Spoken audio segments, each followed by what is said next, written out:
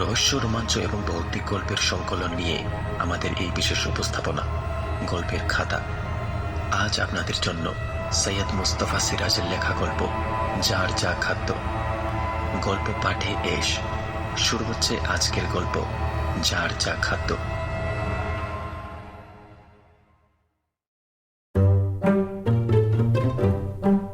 শহরের বাইরে নদীর ধার এই বাড়িটা অনেকদিন খালি পড়েই ছিল। মুরারিবাবু চাকরি থেকে রিটায়ার করার পর বাড়িটা কিনেছেন। নিরিবিলি নিঝুম জায়গা, গাছপালা, ঝোপ জঙ্গল, আনাচে কানাচে প্রচুর। মুরারিবাবুর হইচই পছন্দ হয় না, তাই বাড়িটা খুব পছন্দ হয়েছিল। কিন্তু বাস করতে গিয়ে ঝামেলায় পড়লেন। রাত দুপুরে উঠোনে টুকটুক করে ঢিল পড়ে, ছাদে কারা হেঁটে বেড়ায় ধূপ ধূপ করে। বেরিয়ে গিয়ে টর্চের আলোয় খোঁজাখুঁজি করেন, কাকেও দেখতে পান না। প্রথমে ভেবেছিলেন দুষ্ট লোকের কাজ, তাকে তাড়ানোর মতলব করেছে, তাই থানায় গিয়েছিলেন। দুজন পালোয়ান চেহারার সেপায় পাঠানো হয়েছিল রাতে বাড়ি পাহারা দিতে। কিন্তু তাতেও ঢিল পড়া বা ছাদে হাঁটা চলার শব্দ বন্ধ হয়নি, বরং ঘুম ভেঙে শুনেন সেপাই দুজনে পরস্পর তুমুল ঝগড়া করেছে। এ ওকে বন্দুক তুলে শাসাচ্ছে। ব্যাপারটা কি? বেরিয়ে গিয়ে মুরারিবাবু দুজনকে শান্ত করেছিলেন, কিন্তু কারোর রাগ পড়ে না। একজন আরেকজনের দিকে আঙ্গুল তুলে বলে, ও আমার গোফ টেনেছে। আরেকজন বলে, মিথ্যা কথা, ও আমার কানের লতিতে কামড়ে দিয়েছে। সেই সময় আচমকা একটা বিদঘটে ব্যাপার ঘটে গেল। তিনজনের মাথায় তিনটে অদৃশ্য হাতের চাটি পড়ল। চাটিগুলো একেবারে বরফের মতো ঠান্ডা।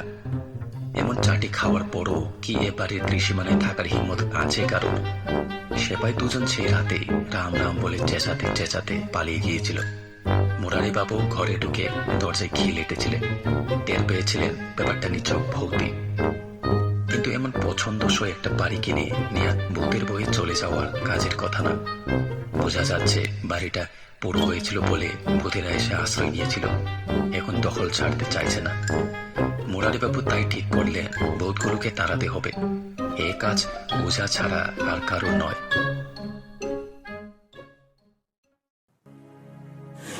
বন্ধুরা, আপনারা যদি চ্যানেলে নতুন এসে থাকেন অথবা চ্যানেলটিকে এখনো সাবস্ক্রাইব না করে থাকেন, তাহলে অবশ্যই সাবস্ক্রাইব করে রাখুন আর সাথে থাকা বেল আইকনকেও অন করে দিন, যাতে নতুন গল্পগুলি আপনি মিস না করেন। তাহলে গল্পের পরবর্তী অংশ শুনতে থাকুন। ধন্যবাদ।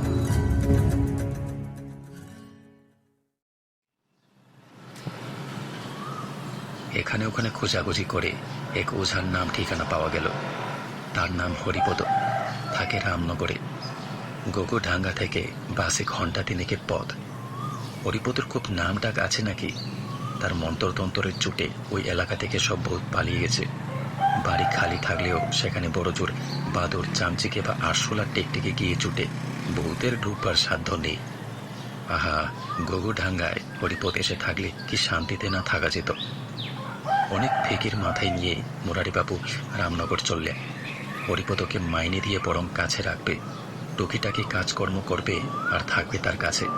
বরাবরের জন্য ভূতের হাত থেকে নিশ্চিন্তে থাকা যাবে। বাসেই খবর পেলেন গত মাসে ওই এলাকায় খুব বন্যা হয়েছিল, এখন জল নেমে গেছে, তাই ফের বাস চলাচল করছে। একটু ভাবনাও হলো মুরারিবাবুর, হরিপদ বন্যায় বাড়ি ছেড়ে চলে যায়নি তো কোথাও। রামনগরে বাস থেকে নেমে মুরারি দেখলেন নামে নগর হলেও একেবারে অজপাড়াগা। এক ফালি কাঁচা রাস্তা গ্রামে ঢুকেছে। সে রাস্তায় বিস্তর জল কাদা। একটু ঘাবড়ে গেলেন। ঘন গাছপালার মধ্যে একটা করে মাটির বাড়ি। বাড়িগুলো বন্যায় প্রায় ভাঙ্গাচোরা অবস্থায় রয়েছে। কোনোটা মুখ থুবড়ে পড়ে আছে, কোথাও লোক নেই, খাঁ খাঁ করছে। আশ্চর্য, একটা পাখিও ডাকে না। জুতো হাতে নিয়ে হাঁটু অব্দি ধুতি গুটিয়ে মুরারিবাবু জল কাদা ভেঙে গায়ে ঢুকলেন। হরিপদর বাড়ি জেনে নেওয়ার মতো কাকেও দেখতে পেলেন না। বন্যায় কি সবাই গা ছেড়ে চলে গিয়েছিল? এখনো ফেরেনি কেউ। কিন্তু সামনে ভাঙ্গা বাড়িটার কাছে গিয়ে চোখে পড়ল একটা লোক ধাওয়ায় বসে হুকু খাচ্ছে। মুরারিবাবু খুশি হলেন, যাকে লোকেরা ফিরছে তাহলে। মুরারিবাবুকে দেখে লোকটা উঠে দাঁড়ালো। কালো কুচকুচে গায়ের রং, চুল গোফ, খোঁচা খোঁচা দাড়ি পেকে সাদা বুট। সেলাম করে বলল, মশাই কি রিলিফের বাবু? মুরারিবাবু বললেন, না, আমি আমি এসেছি হরিপদ ওঝার কাছে। ওর বাড়ি কোনটা বলতে পারো ভাই? এই রাস্তায় গিয়ে বারোয়ারি বটতলা দেখবেন, তার পেছনে। বলে লোকটা এক অদ্ভুত কাণ্ড করলো। তার এক হাতে হুকো, অন্য হাতে পায়ের কাঁচ থেকে একদল শুকনো গোবর তুলে মুখে পড়ল। বলল, চলে যান, করে কি পেয়ে যাবে। মুরারিবাবু দুঃখিত হয়ে ভাবলেন, আহা, বন্যার ফলে বেচারিদের বুঝি খিদের জ্বালায় কত অখাদ্য কুখাদ্য না খেতে হয়েছে, কিন্তু তাই বলি শুকনো গোবর। মুরারিবাবু বললেন, দেখো বাপু, একটা কথা বলি, আর যাই খাও, গোবর টুবর খেও না। ও কি কেউ খায়? চেহ চেহ। লোকটা এক গাল হেসে ফের আরেক খাবলা করিয়ে চিবুতে চিবুতে বলল, যার যা খাদ্য বাবু মশাই, আপনার এত কথায় কাজ কি? ওরের কাছে যাচ্ছেন তাই যান। মুরারিবাবু বিরক্ত হয়ে পা বাড়ালেন। যার যা খাদ্য মানে কি? লোকটা পাগল নয় তো? বারোয়ারি বটতলায় গিয়ে দেখেন একটা রোগা শিরিঙ্গি চেহারার লোক বসে আছে। সেও জিজ্ঞেস করল, মশাই কি রিলিফের লোক? মুরারিবাবু মাথা তোলালেন। বোঝা যাচ্ছে এ গায়ে রিলিফ এখনো পৌঁছয়নি। ফিরে গিয়ে সরকারি অফিসে খবর দেওয়া দরকার। মুরারিবাবু বললেন, হরিপদ ওঝার বাড়ি কোনটা ভাই? ওই তো, যান, ওরে বাড়ি আছে। বলে লোকটা কুচর থেকে কি একটা বের করে কামড় দিল। মুড়মুড় করে চিবুতে থাকলো। মুরারিবাবু আর চোখে দেখলেন লোকটা সাদা একটা লম্বাটে জিনিস খাচ্ছে। শশা কি? মনে হচ্ছে যেন হাড়। কি বিদঘটে কাণ্ড রে বাবা! আগের লোকটা শুকনো গোবর খাচ্ছিল, এ খাচ্ছে হাড়। সন্দিগ্ধ ভাবে পা বাড়ালেন। তারপর ভাবলেন, মানুষ তো আসলে সবই খায়, কি না খায়? সাপ, ব্যাঙ, কেঁচু, আরশোলা সবই খাদ্য। এমনকি চীনারা নাকি পাখির ঝোল রান্না করে খায়। আর এত বন্যার বিপদের সময় খিদের চোটে যা পাবে খাবে। এই তো সেদিন কাগজে পড়লেন কোথায় পাহাড়ের উপর প্লেন ভেঙে পড়েছিল, দৈবাত একজন যাত্রী বেঁচে যায়। সে খিদের চোটে তার শ্বশুরের আধ পোড়া মাংস খেয়েছিল। শ্বশুর জামাই একই প্লেনে যাচ্ছিল কোথায়? কাজে বিপদের দিনে মানুষ প্রাণ বাঁচাতে সবই খায়। হরিপদর দেখা পাওয়া গেল। দাওয়ায় বসে সেও খাচ্ছে, তবে এনামেলের থালায়। তার বউ মুরারিবাবুকে দেখে ঘুমটা টেনে ঘরে ঢুকল। হরিপদ বলল, আসুন বাবু মশাই, আসুন। বাড়ির কাউকে ভূতে ধরেছে তো? ঠিক আছে, যাব, খাওয়াটা সেরে নি। মুরারিবাবু তার পাতের দিকে তাকিয়ে বললেন, ওসব কি খাচ্ছ হরিপদ? হরিপদ লাজুক হেসে বলল, ওকে টিকটিকির লেজ, আরশোলার ঠ্যাং আর পাদরের নখের ঘণ্ট, কাঁকড়া খুলের ঝোল আর সাপের খোলসের সঙ্গে ব্যাঙের চচ্চড়ি। মুরারিবাবু অবাক, বললেন, তোমাদের গায়ের লোকেরা তো দেখছি খুব কষ্টে আছে। হরিপদ বলল, কেন কেন?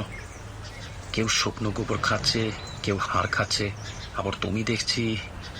হরিপদ কথা কেড়ে নেন। আজকে যার যা খাদ্য। যার যা খাদ্য, ফেরি সেই কথা। মুরারিবাবুর খটকা লাগলো। ঠিক সেই সময় রাস্তার দিকে অনেক লোকের কথাবার্তা শোনা গেল। অমনি হরিপদ লাফিয়ে উঠে চাপা বলে বলল, এসে গেছে, এসে গেছে, পালাও পালাও। তারপর হরিপদ আর তার বউ এক দৌড়ে পেছনের জঙ্গলে গিয়ে লুকোলো। মুরারিবাবু হতভম্ব। রাস্তায় জল কাদা ভেঙে অনেক লোক আসছে। তারা মুরারিবাবুকে দেখে থমকে দাঁড়িয়ে গেছে। মুরারিবাবুর খটকা আরো বেড়ে গেল। একজন এগিয়ে এসে বলল, বাবু মশাই, আপনি কে? এখানে কি করছেন? মুরারিবাবু বললেন, হরিপদর কাছে এসেছিলাম। তোমরা বুঝি এই গায়ের লোক? আপনি হরিপদর কাছে এসেছিলেন? সে তো বানের জলে ডুবে মরেছে। লোকটা গম্ভীর হয়ে বলতে থাকলো, আরো কতজন মারা গেছে বাবু মশাই।